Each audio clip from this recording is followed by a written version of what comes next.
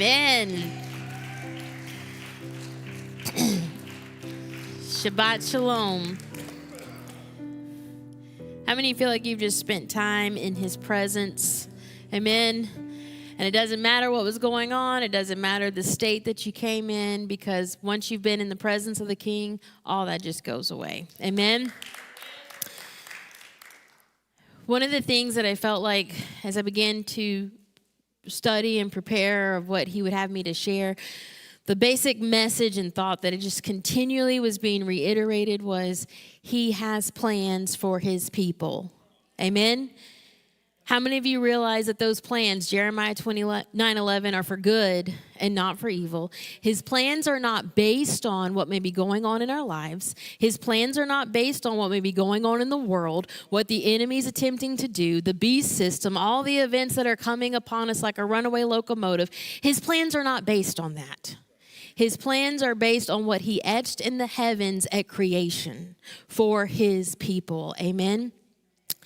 And when you begin to understand that, how many realize that the more and more you see chaos erupting outside of you, the more and more it requires you to put the effort in to place your mind on that? Because I don't have to know how. I don't have to know when. I don't have to know all the logistics of how this is going to play out. But I do know he has plans for me. He has plans for his people. He has plans for his body. And so if I will stay in that place and make sure that I align my steps accordingly and I'm hearing what his spirit is speaking and his voice is saying, then I know that I will be in that place that's called his plans. And that will become an ark that will carry you no matter what's going on in the days ahead. Where are you? I'm in his plans. That's all I have to know. And I thought, my goodness, isn't it funny that Mosheh had the same questions at the burning bush? How am I supposed to tell these people? Who am I supposed to say all these things?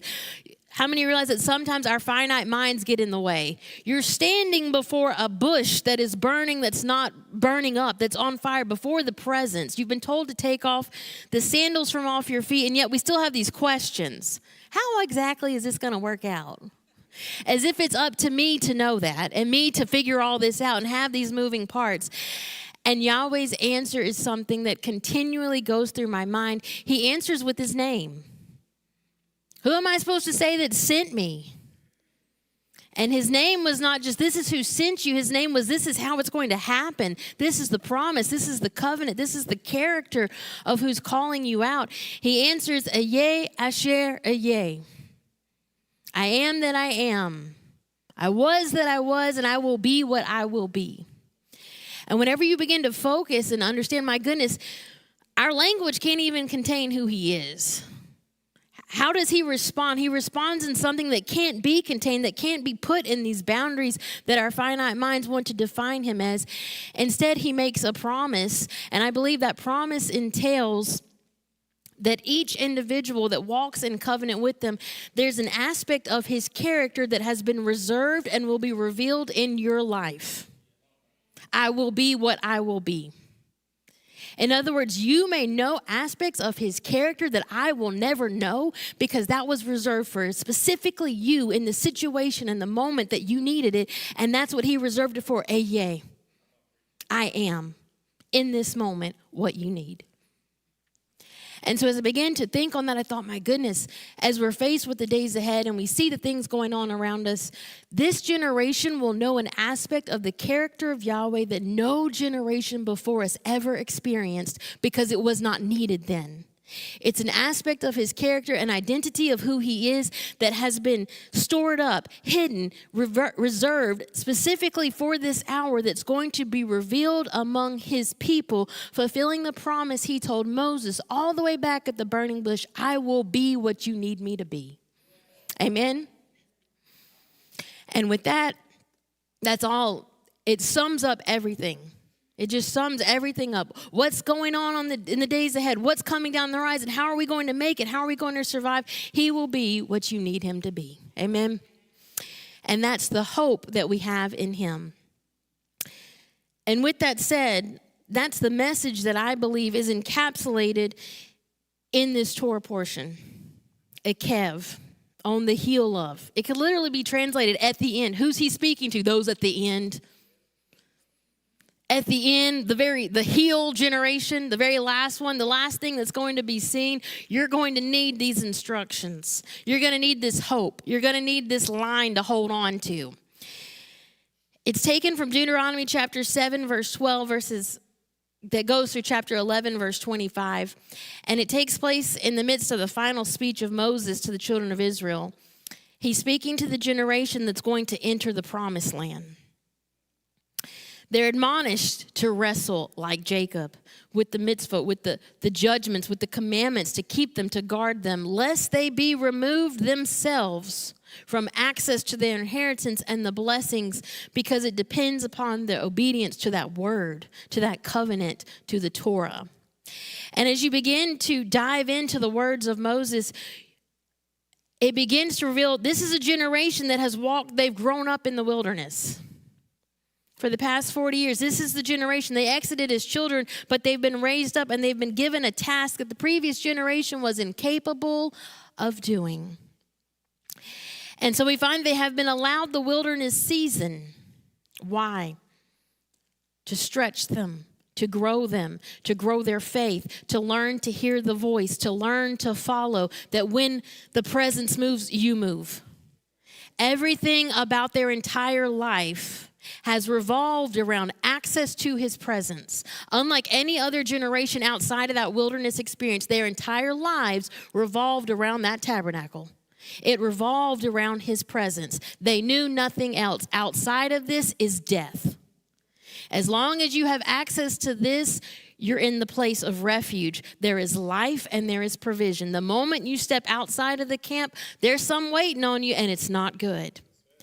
And so the generation that was raised up in the wilderness more than any other understood, my steps must be directed by you. Do you think perhaps that your current wilderness is designed to prepare you for what he has in store for you? And that it's only in the current wilderness situations that each of us may personally find ourselves in, that it's trying and it's causing you to be shaped and molded to grow and to be stretched, so that you'll understand that whatever move I make, it has to be directed and according to what your word says and what your spirit is speaking to me? And that if I'll be obedient to do that, it doesn't matter if I can understand the ins and outs or how this is going to happen. I know there's a promise that is waiting on us. Amen?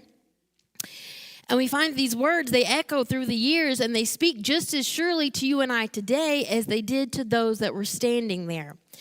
In fact, this message, I believe, is specifically recorded and meant for our generation, even more so than those who were physically standing there. Because the opening statement Mosheh makes is Eikev, the end, the latter part. Who is Moses addressing? Yes, he's encouraging this generation that's about to go into the land, but even more so, these words were recorded because who am I speaking to?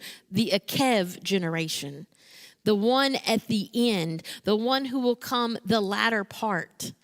Those at the end, the final generation who will face this same challenge of accessing and possessing an inheritance and a promise that previous generations had been exiled from and access denied. Turn to your neighbor and tell him you were chosen for just such a time as this. Amen. Out of all the generations that you could have been a part of, he's handpicked, selected, and gathered his people. This is the Eikev generation. Amen. In Deuteronomy chapter 7, verse 12 is where we start this Torah portion in the midst of Moses' speech. And it says, wherefore it shall come to pass if you hearken to these judgments and keep and do them, that Yahweh thy Elohim shall keep unto thee the covenant and the mercy which he swore unto thy fathers. And he will love thee and bless thee and multiply thee. He will also bless the fruit of thy womb and the fruit of thy land, thy corn, thy wine, and thine oil, the increase of thy kind, and the flocks of thy sheep in the land which he swore unto thy fathers to give thee. You shall be blessed above all people. There shall not be male or female barren among you or among your cattle. And he even goes on to say that Yahweh will take away from thee all sickness and will put none of the evil diseases of Egypt, which you know, upon you, but will lay them upon all them that hate thee. He covers every aspect of the life of Israel. If you will stay in this place called my plan, my will, my purpose, my covenant, then this is what your life is going. This is the promise. This is the inheritance that you're looking to access. And the title of this Torah portion comes from that word if. That's a big 2-letter word. If. If you do this, all this is waiting. If.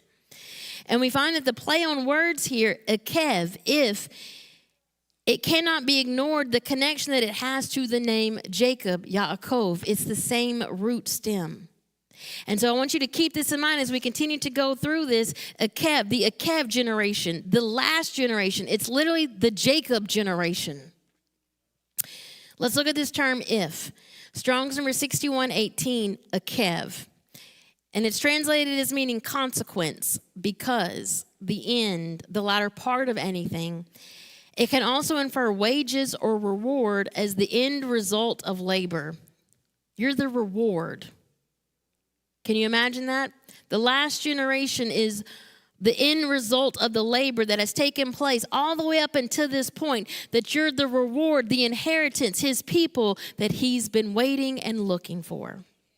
Amen. It comes from the root Eikev, Strong's number 6119, meaning heel, rear, footprint, the hinder part or footstep. But when you begin to break this term down, you'll find that there is a message that's hidden in the Hebrew language here in this term, Eikev, Eikav. It has the kuf bait root, which infers something that is elevated, like a mound. In fact, picture what your heel looks like. It's the mounded part of your foot, an arched vault or heap. And when I saw this description, I was immediately reminded it's an apt description of the circular tabernacle itself that is patterned after the heavens. It's the mound, the arched vault. And so now when we begin to look at this term, Eikev, meaning that it's the end, it's this timing at the end, but it's also dealing with your footsteps, and yet it's also dealing with something that's arched, mounded, a heap. Do you think perhaps that all of this is becoming pieces of the puzzle that's revealing or pointing towards information that was found within that tabernacle pattern, that domed, arched place, the vault? Is it revealing information that was encoded in that tabernacle that was patterned after the heavenly pattern that is intended to direct the footsteps of Jacob? Now remember, we already discussed the fact that he's speaking to the generation that has grown up in the wilderness. Their entire life revolved around that tabernacle. Their footsteps were directed by that tabernacle.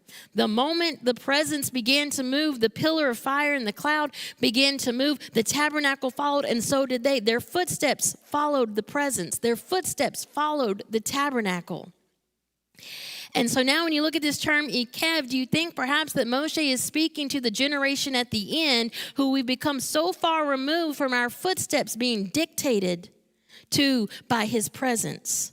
Our life no longer is solely consumed and surrounded and revolving around the tabernacle. Instead, I'll carve out this time once a week to go and be in the presence, but the rest, I've got all these other things to do, and it seems as if my mind, my intentions, everything that I am is revolving around all of this other stuff, but the presence is over there. And yet we find that he's speaking to that end generation, the Eikev generation. You've got to learn to direct your footsteps accordingly. It should be revolving around where the presence is. And if you'll begin to direct your footsteps and revolve yourself around this, that this is what's setting the course of your life, then there's a promise, there's an inheritance, there's a blessing, there's a refuge, there's something that's waiting on you when you begin to direct your steps. Now, continuing to look here, this same root stem can also infer something that has been marked or pierced, because the ancients used to impress some mark or stigma on what was their own for a token of distinction and a claim of possession. You know you do the same thing. You write your name on your stuff. That's mine. I put my name on it. It's monogrammed, it's engraved, it's etched, it's written. It is very clear, this belongs to me. And we see this same example as well, just as when the branding of animals. It's a mark and a claim of possession, a distinguishing mark. This root, therefore, also carries the idea of to mark, to distinguish, to define, according to Parkhurst.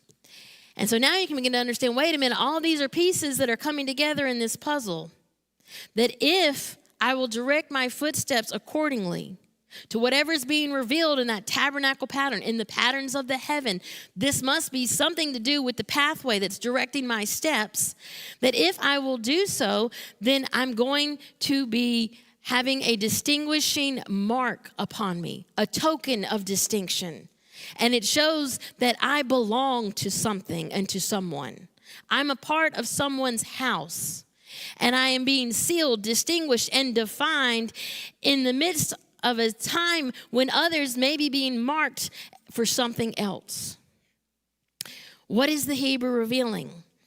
At the end, the house of Jacob will be identified by their walk, by their footsteps that follow the tabernacle or the heavenly pattern. If you've not listened to the last few teachings by Pastor David, my goodness, he did everything to reveal and show and connect the dots that the tabernacle and the heavenly pattern, the Maseroth, the constellational signs, they function together, one being patterned after the other as the calendar of Yahweh, but it also was his compass, revealing timing and direction. And now we find that he's reminding the generation at the end who's been so far removed from this knowledge, it no longer has directed our steps. Moses is speaking all the way at the end.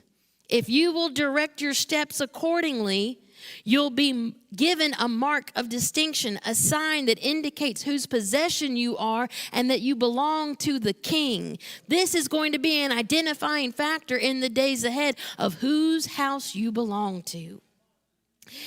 And we find that because he has directed his steps accordingly, Jacob, the Eikev generation, appearing at the set times, proving his loyalty, his obedience, his ability to hear, the redemption message then begins to be etched in you.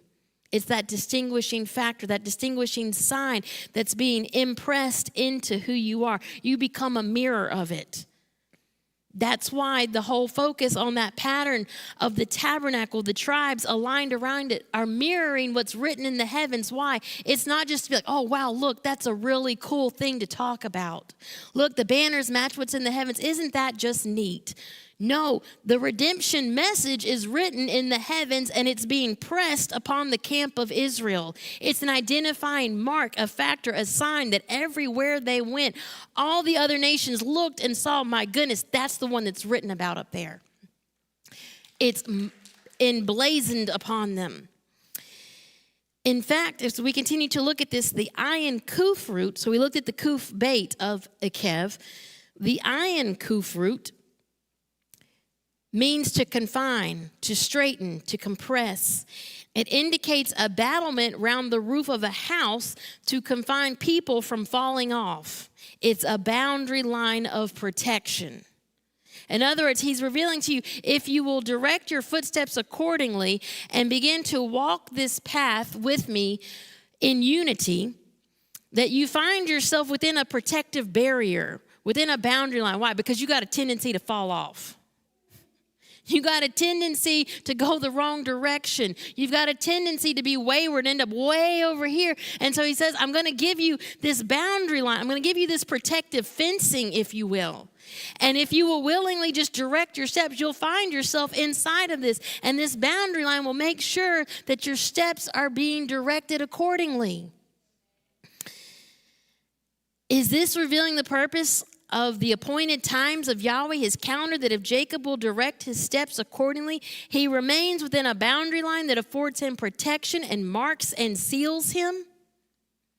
Why would you want to make sure that you are identified as being part of his house? Because in the days ahead, the book of Revelation, the book of Daniel, guess what? The enemy is going to be marking his too.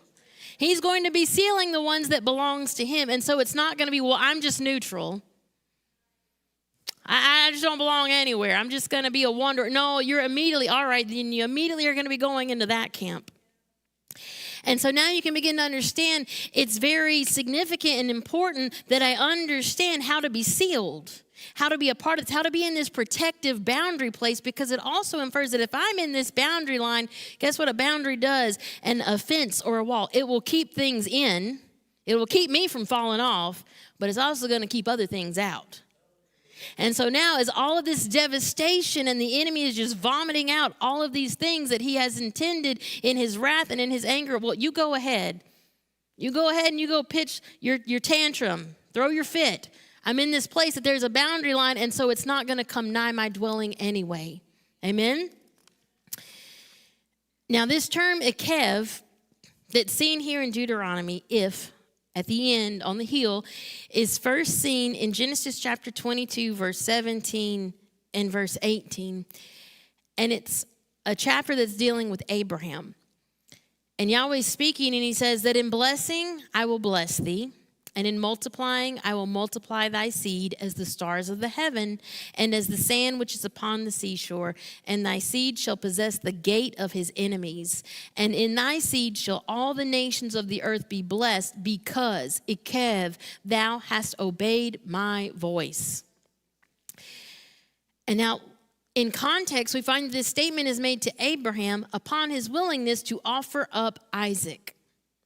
And Yahweh reveals himself as Yahweh Yireh, Jehovah Jireh. We find that this title is often translated as Yahweh our provider, and it does infer that, yet it literally translates to mean Yahweh the one who sees ahead. That's why he's also the provider. He saw ahead. He already has provision necessary because why? He was able to have vision. He saw ahead. Once again, remember that Eikev can infer the end days or the latter part. So as Yahweh is revealing this promise to Abraham, and we find that this blessing is being given and this promise is being given. Why? Because Abraham was willing to offer up Isaac.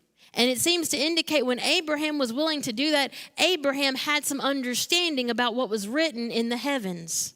He understood the redemption plan of Yahweh. He understood the covenant promises. And so when he is tasked with this, he still has faith and he has hope and he trusts. And we find that as he begins to speak this to Abraham, even here it's inferring that once again, he's declaring something regarding the end, the latter part, the very end days. I'm Yahweh Yireh who sees not just what's directly in front of us. He's the one who sees not just what we can't see or understand, but his foresight is extending all the way to the final end generation of Abraham's seed. I'm Yahweh Yireh. I see not only now, I see not only this far in the future, but I'm looking all the way at the end. And as he's looking all the way at the end to the final generation, he pronounces this blessing. That in blessing, I will bless you. Even in the midst of the beast system, even in the midst of everything that the enemy's doing, even in the midst of all the chaos and confusion, in blessing, I will bless you. In multiplying, I will multiply you, not just as something that has no meaning, but I will multiply you as the stars of the heaven. Wait a minute, the same place where the redemption message has been written, the same place that I'm supposed to be directing my steps accordingly, as the sand upon the seashore. And he goes on even more. So not only am I going to bless you, but you're going to possess the gate of your enemies. And because of this, all nations of the earth will be blessed. And so we find then that as we connect these dots, it seems to infer then that this blessing and promise that is being declared, it's directly linked as well to that end generation. Yes, Abraham was walking this out. Yes, Isaac, Jacob, all these would see a part of this blessing, but using and attaching that term Eikev, it seems to infer that the true fullness of this blessing is going to be manifest at the end, the Eikev generation. Do you think then as well that perhaps when Jacob is named, because remember this is also the root of his name, it's also invoking this promise and putting Yahweh in remembrance. And why would that be important? Jacob, even in the womb, is attempted to be cut off by the enemy. And yet he's the reward. He's the Eikev. He's the reward. The end result of this promise is being declared over him as he comes forth and is born. Now let's look a little bit further at this blessing that Abraham is told. Because now we understand, wait a minute, that in blessing I will bless you, that this is a prophetic declaration that's not only over the seed of Abraham, but it's reaching all the way to the end, and it has something to do with our generation, the Eikev generation. He tells him, and in multiplying I will multiply. Veharba arbe. At first glance, it just looks like it's different conjugations of the root word rabah, to multiply, become great or numerous.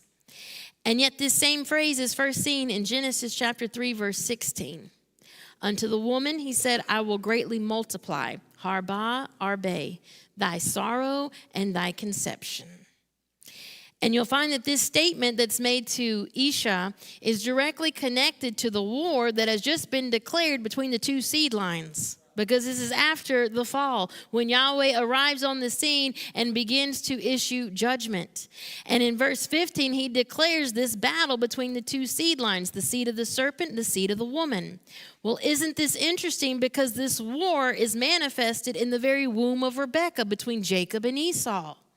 It takes place in her womb. She says there's a war going on, and she goes to seek the voice of Yahweh.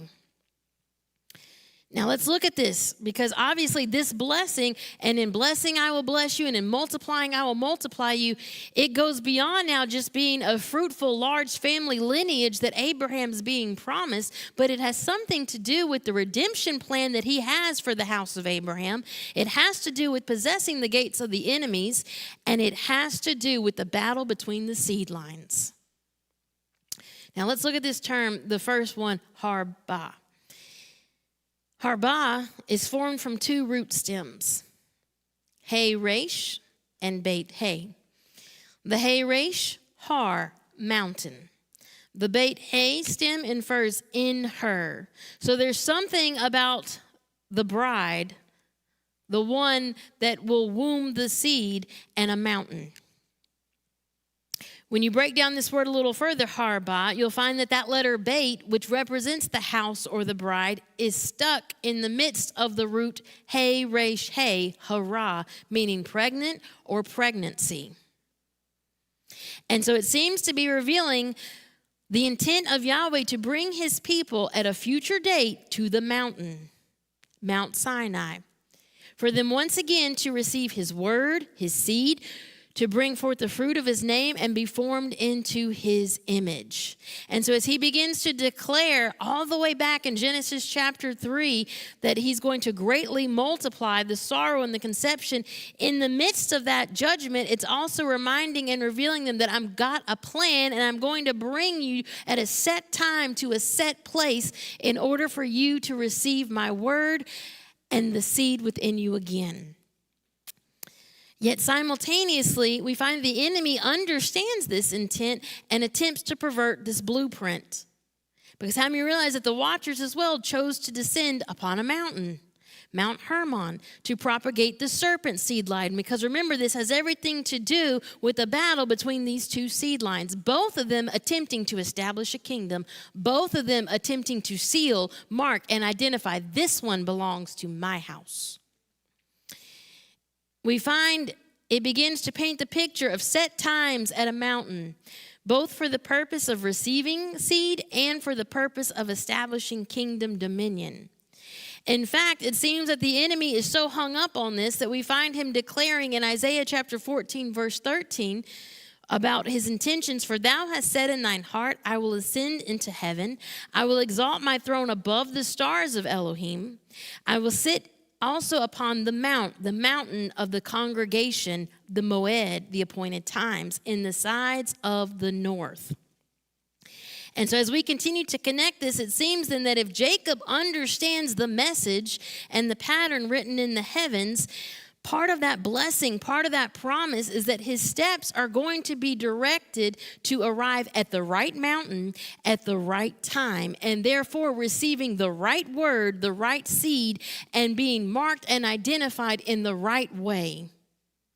Compared to this other event that will look very similar, that will be very enticing, and yet if they don't have the understanding and the knowledge, they might be fooled. And we find that this seems to be further emphasized in the term arbe. Veharba arbe. And in multiplying, I will multiply. Arbe forms the same root stem, the same word as Strong's number 697, meaning locusts or swarm. It was the 8th plague in Egypt, the locusts. And yet, as devastating and as frightening and crazy as that is, when you go all the way back to Revelation chapter 9, you find out, wait a minute, these locusts weren't just these insects. These locusts just weren't these grasshoppers that were coming and flooding into Egypt. Revelation 9 makes it quite clear that these were no ordinary insects. They're powerful spiritual entities that come out of the pit and are given power over all of man who's not sealed, marked, distinguished by Yahweh. Could this be the true significance of the words of Mosheh? If you Shema, if you walk in covenant, there's a place of refuge and protection afforded to you in the midst of the coming devastation. Direct your steps, Jacob. If you're found within the boundary lines, if you're one that has appeared at my mountain at the right time and you've become a vessel of my word, literally my presence, then you're finding yourself in this place of refuge. But for all those outside of that who have not had ears to hear, who have not directed their steps accordingly, they have the potential to be fooled, and they'll be at a mountain at a set time. And there's going to be one that's going to meet with them. And there's going to be a word that comes forth and a seed that's planted. And yet it's the opening up of devastation. It's the opening up for these beings. The promise to Abraham was not only for an increase of his lineage, but Yahweh was specifically revealing the events of the end. The same message revealed to Eve or Isha upon the fall. His covenant has the ability to preserve your house. It enables the one who chooses to walk in it to have authority over the gateways. Why is this significant in being attached to this blessing? So that the devastation that comes with the unleashing of these beings will not come nigh your dwelling place. If you've positioned yourself within the protective boundary lines he's provided, you have authority over the gateways. If you want to open that in your life, you go right on ahead. But as for me, this gateway is going to stay closed. And this will not come within the boundary line where I am. Originally, Gan Eden, the Garden of Eden, or the Garden of Appointed Times, would have been the boundary line from Tohu Vabohu, waste and desolation, which would have been outside of its parameters. After the fall, however, when gateways are opened and Tohu Vabohu is allowed in, how many of you realize that Adam, Abraham, Jacob, you and I must learn and keep ourselves within the revealed boundary line? Because now, instead of being in the midst of the garden, in the midst of this sanctuary, now we're sent out. Now you're in the midst of all this. You're in the midst of this chaos and confusion. And yet, he's beginning to reveal to you these boundary lines that you can begin to place and put yourself within his covenant, his time, his calendar, and you literally become a walking sanctuary and refuge. Amen? So instead of being in the garden as was intended, you now are to become literally a walking garden. Amen? In fact, the same root stem that's seen in this phrase, arba, is also seen in a cognate word, Strong's number 2724, charba. The difference is that this one has the letter ket on the front. It's translated as meaning dry land, dry ground.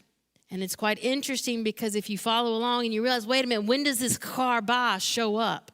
It shows up in the midst of the battle between the seed lines. It's seen both in Genesis 7 regarding the flood waters cutting off the serpent seed line, the Nephilim. And it's seen in Exodus 14 when Israel crossed the Red Sea on dry, Charbah land, causing the sons of Yahweh to be born as Egypt's lineage is cut off. It's seen again in Joshua chapter 3 and chapter 4 when Israel crosses the Jordan River on dry, Charbah ground. And when you understand the geography of the Jordan River, the headwaters of the Jordan flow from the foothills of Mount Hermon. Wait a minute, isn't that the mountain that there was a set appointment where the serpent seed chose to come down and infiltrate? And so literally the Jordan River, which itself, its name means the descender, it's flowing down. Water is synonymous with seed. The Jordan River literally represented the seed of the fallen ones descending. And yet when Israel is commanded, you're going to cross that river, the minute that the feet of the priest carrying the ark touched the river, the waters are cut off. And it's a powerful message to the enemy, to the Nephilim in the promised land, Yahweh's intent to eradicate them. Amen? And so now you can begin to understand when he gives this blessing to Abraham, in blessing, I will bless you. In multiplying, I will multiply you. It wasn't just Abraham, I'm just going to give you a lot of kids. I'm going to give you a lot of stuff. And just because you're my favorite.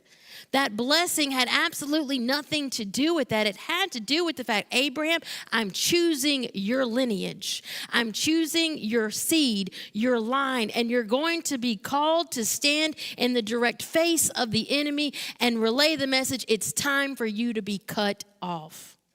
Amen? Now, it's also interesting to note that when you look at this word, harbah, in multiplying, I will multiply, the same letters rearranged form the term habar. It's translated, it's Strong's number 1895, and it's translated as astrologer, one who worships the stars. Different than astronomy, the study of the stars and the message that he wrote. Two different things. The one who worships the stars, or better yet, the fallen gods that they associate with those stars. The root concept is to cut or cut off, to divide the heavens. It begins to give you insight into individuals that practice these arts. Not only are they studying the stars, worshiping the fallen ones, but the intent is to cut off what? To cut off the true message that was etched in the heavens. Egypt, the Canaanite nations, Babylon, we find all reject the covenant message written in the heavens that's been deposited in Israel. And we're guilty of attempting to cut off that prophetic declaration and in turn divide or scatter the house of Jacob. And now we find in the midst of the Eikev generation, the end, the very fallen beings that they chose to pledge themselves to and worship now are crossing boundary lines and arriving to collect what has been sealed, stamped, marked. Why? Because you spent time at this mountain. You spent time at this place receiving seed, being here at a set time at this set place. There's identifying factors now that begin to reveal this one belongs to this house. And yet we find that in the face of that, Yahweh reminds Abraham of what he wrote in the heavens. The redemption message written in the stars that reveals his seed, Israel, that will direct Israel's steps accordingly. They are attempting to cut off that message. They're worshiping the fallen beings that they've associated with that, and yet Israel was reminded, I'm the one that etched that message in the heavens, and it says, so shall your seed be. And we're reminded that in Revelation chapter 9, verse 4, these very beings, we're told that they're given authority over almost everything. And it was commanded them that they should not hurt the grass of the earth, neither any green thing. Well, there you go. There's your backup plan. If I'm not sealed, because I didn't spend time, because I wasn't willing to hear and listen, I didn't direct my steps accordingly, so I know I am not sealed. There's no indicating factor that I belong to his house. Maybe if I can just cover myself in green, camouflage. They can't touch anything green.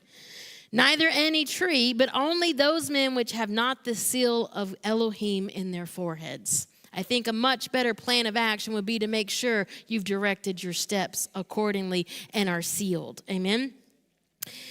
Now, pay attention that the first reference of Eikev here in Genesis 22 with this blessing to Abraham links this term Eikev with obeying the voice of Yahweh, because Eikev, he, Abraham, obeyed my voice. The word obeyed is Strong's number 8085, Shema. To hear, listen, obey. It's funny because the same wording is used in this Torah portion, Deuteronomy 7:12. Wherefore it shall come to pass, if Eikev, you hearken, you Shema. Wait a minute, it's all connected. He's telling Abraham the same thing that Moses is telling the generation gathered here, preparing to enter the promised land. If you Shema. Your ability to hear and then be obedient. How many realize sometimes our definition of hearing is, oh, I heard. Yeah, you heard it, went in one ear and right out the other. But Shema literally means to hear, to understand. So in other words, I have to take the time to understand. I have to take the time that I truly listened and understood what you were telling me. And then in turn, I have to be obedient. My steps must be directed according to what I heard. We find that your ability to hear and then be obedient to Shema seems to be directly connected to accessing this place of refuge. And in turn, the ability to walk in authority, causing the message written in the stars of the heaven to be implemented in our lives. So shall your seed be. And notice that Abraham was told, not only so shall your life be. It begins and ends with you, Abraham. If you're obedient, there you go. He says, no, so shall your seed be. It's going to reach all the way through the generations, all the way to the Eikev, the end and final generation. How many realize that your ability to Shema, your ability to hear, has the ability to affect generations beyond you that you may never even know or see? In light of the significance of being able to hear, it brings up Amos chapter 8, verses 11 through 12. Because obviously, it's very significant that you Shema. It's very significant that we have the ability to hear, and yet Amos warns us regarding our days. Behold, the days come, saith Yahweh Elohim, that I will send a famine in the land, not a famine of bread, nor thirst for water, but of hearing. Shema, the words of Yahweh.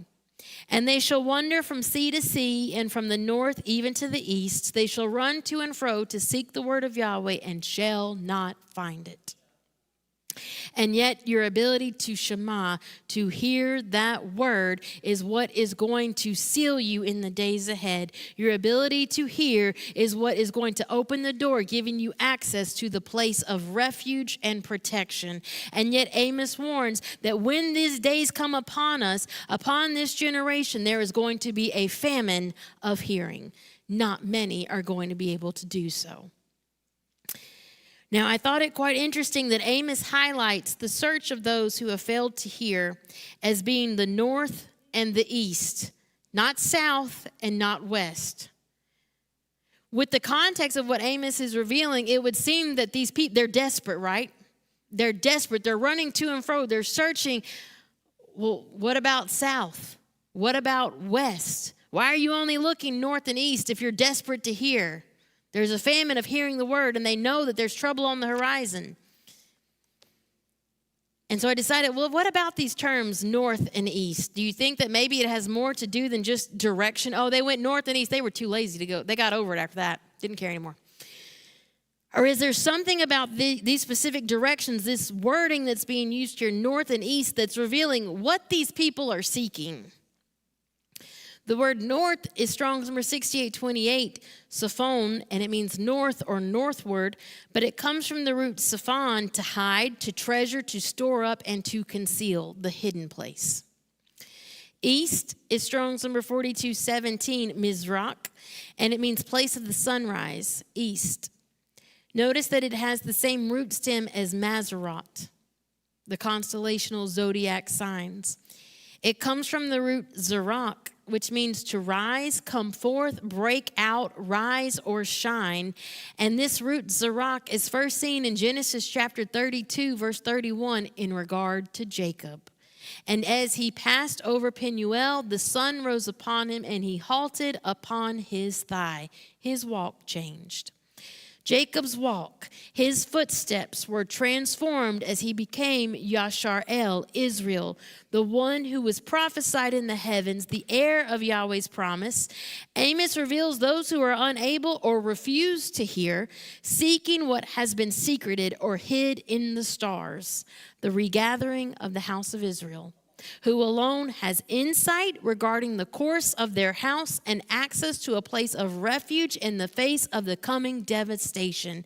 In other words, when all this comes upon the people, those that were in rebellion, those who refused to direct their steps, those who refused to hear because there was too many other things that they were interested in, they now realize, oh my goodness, where can I find a place of sanctuary? And yet they have no understanding of how to cipher the message. They have no understanding of how to find this place. We find that the generation Moses is speaking to here is a partial fulfillment of this promise. The seed of Abraham multiplied and in position to take possession of the gates, ultimately pointing towards the Messiah himself, who would take possession and authority over the usurped gates of the enemy. And finally, it points to this Eikev, the heel, the last generation charged with making those same enemies his footstool as he, the Messiah, sits at the right hand. Collectively, we find that we're to be the heel of the body of Messiah, the last generation, the one that's seen at the last. The heel in Genesis 3:15 was prophesied that it will crush the head of the serpent, and yet guess what? That same heel is the most susceptible to being bruised by that same enemy, because the serpent will bruise your heel. And so now we find, wait a minute, the generation at the end, these promises that are being given, these blessings, you're given a charge, a task to crush the head, to make his enemies his footstool, and yet simultaneously he warns you, you're the generation that's the most susceptible to being bruised by that same enemy. So Jacob, direct your steps. Jacob, Shema. We find that this season is called Jacob's trouble by the prophet Jeremiah. It's likened unto a woman in labor. Remember? The mountains where she would become pregnant, she would receive seed. Well, now at the time of Jacob's trouble, we find that whatever mountain you've been at, whatever seed, whatever word you've been receiving, it's now time for the labor to begin. And whatever has been planted within is about to be produced and revealed. In Jeremiah chapter 30, verse 7, he likens it unto a woman in labor. He says, alas, for that day is great, so that none is like it. It is even the time of Jacob's trouble, but he shall be saved out of it. Let's look at the word trouble. It's also interesting because it's Jacob's trouble. It's not Israel's trouble. It's not Abraham's trouble. It's Jacob's trouble. Remember that Eikev generation, that heel? This is our time of trouble. Jacob's trouble. But what does that mean? The word trouble here is Strong's number 6869, Sarah. Straits, distress, trouble. But it can also mean rival or vexer wife, a female adversary. Immediately, I was reminded in the book of Revelation, it talks about this vexer, this female adversary that will raise her head in the end days, and she's called the Babylonian harlot. Perhaps Jacob's trouble is revealing that this is a season when both are vying, the bride of Mashiach, the one who has received his seed, who has directed her steps, but also this other vexer, the Babylonian harlot, both vying to bring forth the seed they've been entrusted with, both vying to establish a kingdom and dominion to possess the gates. From this same root stem comes the word sa'ur, which is translated as meaning neck. In all ancient cultures, to put one's foot on the neck of their enemies represented victory and a conquered foe, the ultimate transfer of power and a total subjugation. So when he reveals this is the season of Jacob's trouble, could it be also encoded within that message that not only is this the season of Jacob's trouble, but this is the season where someone's neck is going to have the Eikev, the heel, placed upon it, a season of total subjugation and a transfer of power and authority. The season of Jacob's trouble entails two entities vying to be presented. the true bride of Messiah, and the vexer or rival of the Babylonian harlot. Yet Jacob, the heel, must subjugate and conquer that foe, placing his heel on the neck. Why the emphasis on the heel? We find that the serpent seeks to bruise the heel, according to Genesis 3:15, the Eikev. The feet show up again and again in very symbolic ways. The inheritance is mapped out by the soles of the feet. Deuteronomy 11:24, every place whereon the soles of your feet shall tread shall be yours. Throughout the scriptures as well, it becomes evident that the feet become euphemistic of the private parts of the man. Literally, it's the place of the seed, symbolic of that. And this is even confirmed when you look at the science of foot reflexology. Look at those charts. The heel specifically corresponds to the area of the seed of the man. So now you can go back and look, my goodness, why bruise the heel? Why is the serpent intent on bruising the heel? It's the seed. The serpent has one goal: cut off the seed of Yahweh, remove the firstborn or heir of his name, destroy the one who has the claim to the birthright. And now you can begin to understand when Moses and Abraham, all of these instructions and things that are being revealed and brought down and told to us today, direct your footsteps. Why? Because your footsteps are going to indicate whose seed you are, whose house you belong in. They're the ticket or the key that's going to unlock the inheritance of his people. And you should be directing your steps accordingly. Does this perhaps also shed new meaning on Daniel chapter 2, verse 41, the iron mixed with clay, but specifically it's the feet? Not only because it's the last generation, I'm going to wait all the way to the end. Wait, they were mixing all the way back in Genesis. The seed lines were already contaminated from the very beginning, and yet in the statue that Daniel sees, it's the feet that are mixed. The clay feet with the iron, the fallen ones and their technology attempting to mingle with man, the seed of Yahweh, at the end even more so. Why? Because it's the final onslaught regarding, is there a capable heir to the house of Yahweh? Yet when the soles of the feet of the priests who bore the ark, the presence, touched the waters of the Jordan, the waters, the seed of the enemy, was cut off in Joshua chapter 3. How many of you have probably had conversations amongst yourselves or those of like mind? What are we supposed to do? Because no matter what you do, it seems that you're bombarded on a daily basis with things that are designed to contaminate and break down your DNA. Constantly bombarded with frequencies and technology and things that are being put into position. The atmosphere, the air we're breathing, the water we're drinking, the food we eat, every product that's put on the shelves in the store, all of it designed to contaminate and break down, to mingle this clay with something that it was never designed to be mingled with. And yes, we should have discernment and wisdom. We'll plant our own garden. At least we can know what we're doing to our produce and our food, but yet it's being sprayed. No matter what you do, here it comes. And yet the promise is when the one who bears the presence, when these feet come in contact with that is cut off. Amen? It begins to reveal that in the midst of the enemy doing everything he can to contaminate and break down and merge and compromise, the promise was that if you were an ark, if you were one that was carrying the presence of Yahweh, it was within you, then you control the gateways. You have the authority. And the moment it comes in contact, that has to be cut off. That has to stop. Amen? It should stop in its tracks. But guess what? That requires that these feet have made the circuit. It requires these feet to have been directed, these footsteps to follow and be revolving around the place where that presence can be found. Now let's continue to dig here. It's no accident that the first reference of the term neck is found in connection with Jacob.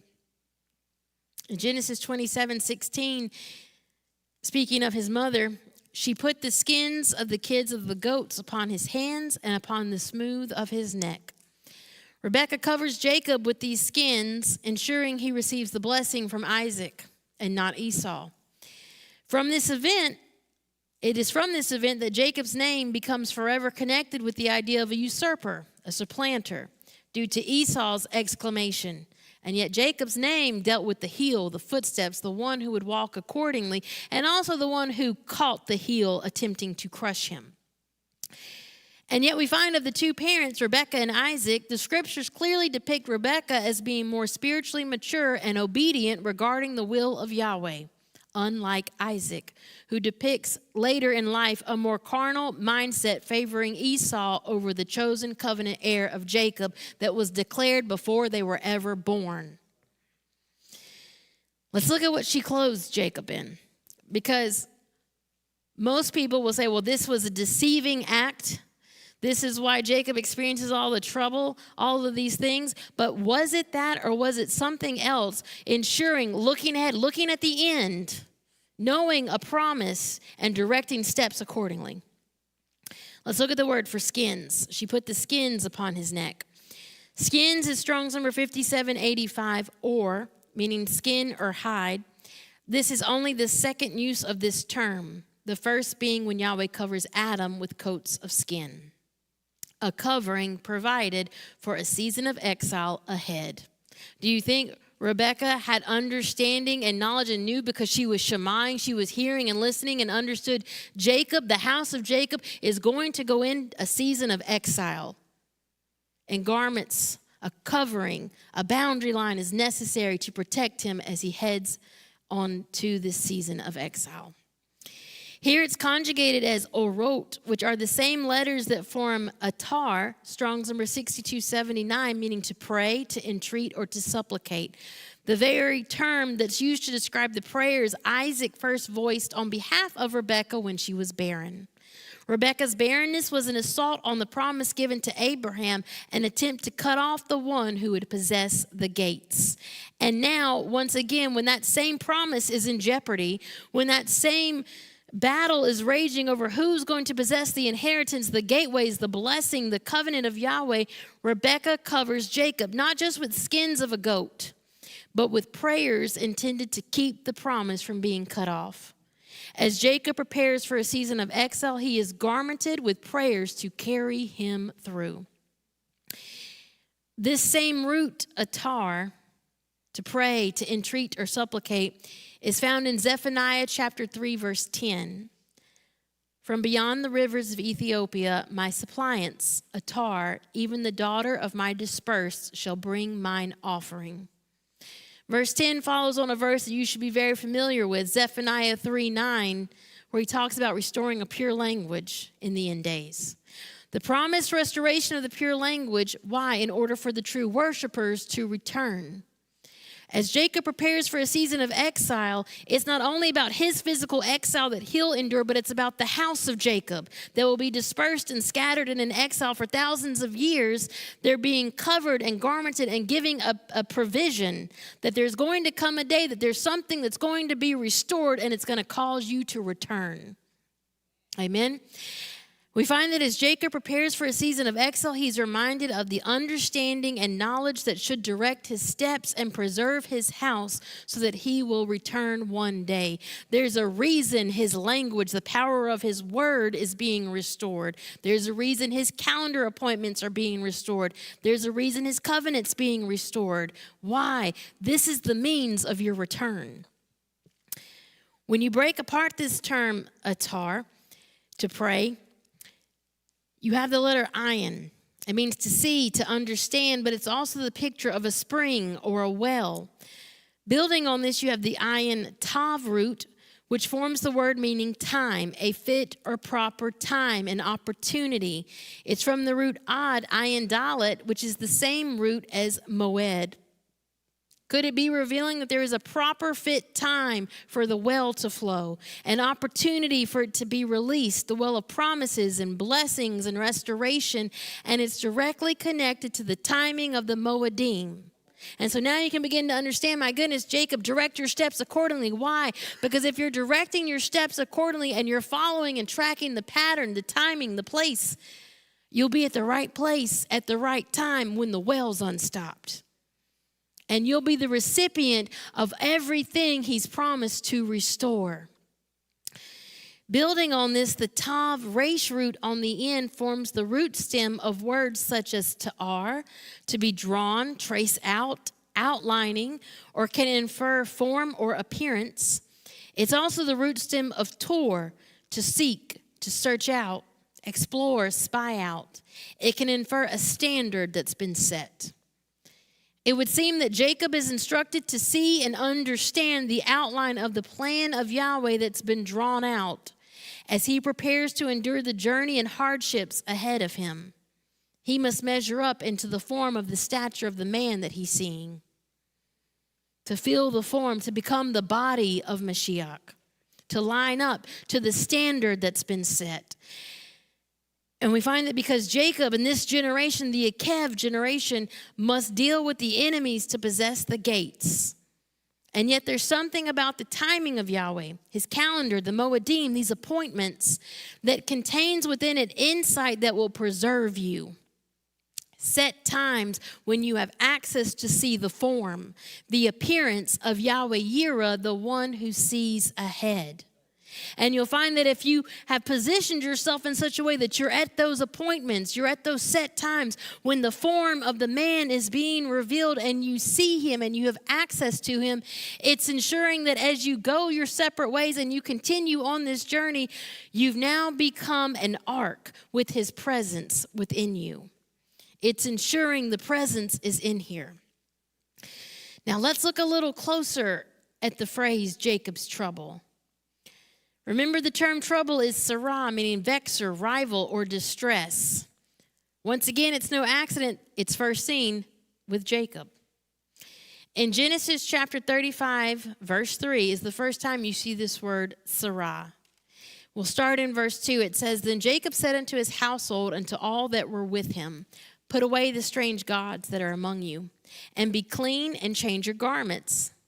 Same instructions given at Sinai. Change your garments, get washed and ready. There's an encounter ahead of you. "And let us arise and go up to Bethel, the house of El. And I will make there an altar unto Yahweh, who answered me in the day of my distress, my sarah, and was with me in the way which I went." The distress he seems to be referring to when you go back and look is when he's on the run from Esau. A battle of the gateways, a battle of who's going to possess the inheritance and the blessings and be the one that's the one that will receive everything that's being passed down from Abraham and Isaac and now to either Jacob or Esau. And in that moment of distress, when there's a battle over the gateways and it looks from the natural as if Jacob's being sent into exile, he goes to this place. And this distress that he was under, this sarah, is where Yahweh answered him. But this same type of distress is the same word that Jeremiah uses to describe the season of the end days, Jacob's trouble. Do you think maybe Jacob's trouble has to do with the battle over the inheritance, a battle over whose seed is going to create and establish a kingdom, a battle over who will receive the blessings and the promises and rule and reign? That's the distress. That's the struggle. That's the trouble that Jacob will be enduring. And now you can understand, Jacob, you better understand the stature of the form of the man that you should be aligning and measuring up into, because that's the one that's going to be victorious. Amen. Now, for context, when Jacob says this, get rid of the strange gods, bury them, we're going to Bethel. It's taking place on the heels of the incident with Dinah and the rampage of Simeon and Levi at Shechem. Shechem is the inheritance of Joseph. Shechem was very strategic. This is Jacob's response or solution to what is just taking place. He says they have to leave. They have to bury the things that they should not have had in their lives and in their house, and they've got to go back to Bethel. Let's look at this word Shechem, where this takes place. Shechem, Strong's number 7927, is translated as back or shoulder, and it infers to bear the burden of rulership. In fact, the valley of Shechem is surrounded or shouldered, if you will, by Mount Gerizim and Mount Ebal, the mountains of blessings and curses. The covenant responsibility weighs upon the shoulders of Shechem, Joseph. It is the first location where Abraham entered the promised land upon leaving Babylon or Ur of the Chaldees in Genesis 12:6. It is one of the first locations Jacob heads to as well upon leaving the same location from Laban in Genesis 33:18. It is also the setting of the covenant cutting ceremony that Joshua officiates between Israel and Yahweh upon entering the land in Joshua 24. Shechem seems to be quite important. Everyone that's entering the land seems to have to come by doorway of Shechem. There's an encounter that takes place at Shechem. Do you think that Shechem is perhaps the key to the land? Not just the physical little land of Israel that we see on a map, but literally the key to the inheritance of Yahweh that entails much more than just this physical place.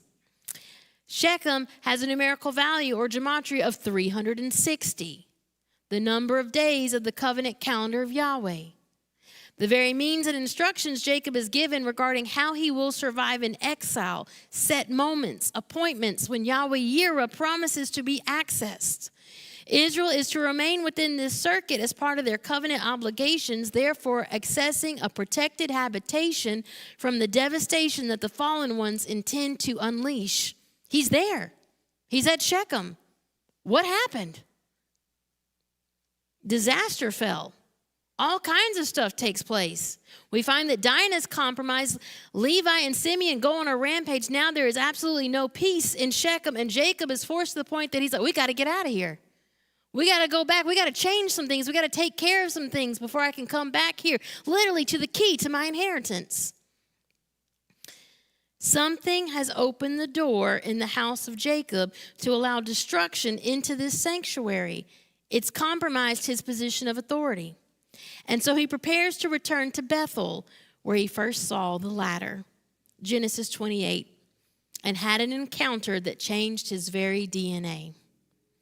Ladder, Sulam, has a numerical value of 130, the same as Sinai. Could they have been in the same vicinity?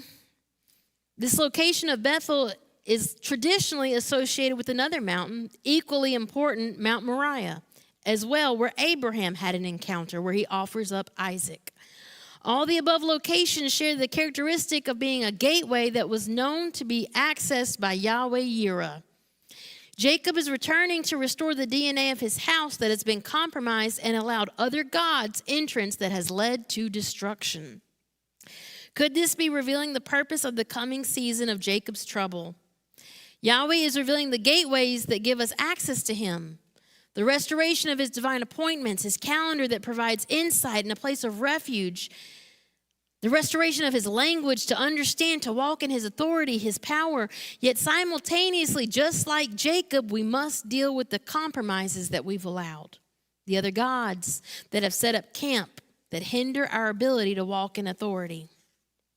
That come in and a door is opened and they get into the sanctuary. They get into that place of refuge and it brings tohu vabohu.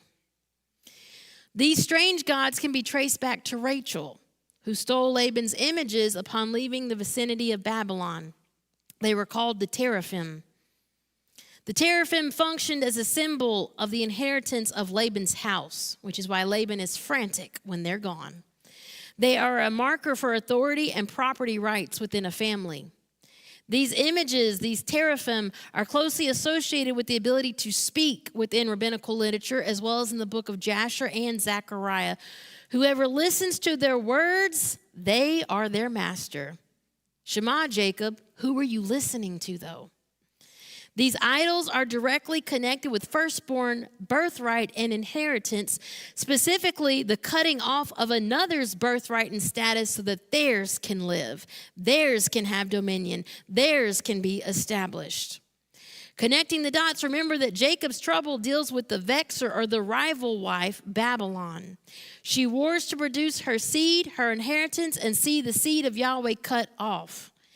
Abraham, Jacob, and now this final generation has been brought to Shechem, the boundary line of Yahweh's 360-day calendar appointments to be restored, declared as the heirs of his house. And yet the lesson of Jacob is the most significant when you look at Shechem. We must deal with the hidden compromises in our house and bloodline. A DNA change is required. And when he entered and dwelled here, it began to expose those very issues that had been hidden. He was obedient. He was directing his steps. He comes here. He's at this place. And yet all manner of disaster begins to unfold. Notice the three main characters. Simeon, his name comes from the root Shema, the ability to hear. Levi, connected to the root Lev, the condition of the heart. And Dinah, from the root Dan, the ability to judge, rule, to walk in discernment. The compromise in these areas affected the position of Jacob's house and had to be addressed. How many realize that when you're keeping a compromise set of appointments, when you're at a different mountain, when you're meeting with whoever decides to show up, you get to keep all that junk? It don't matter.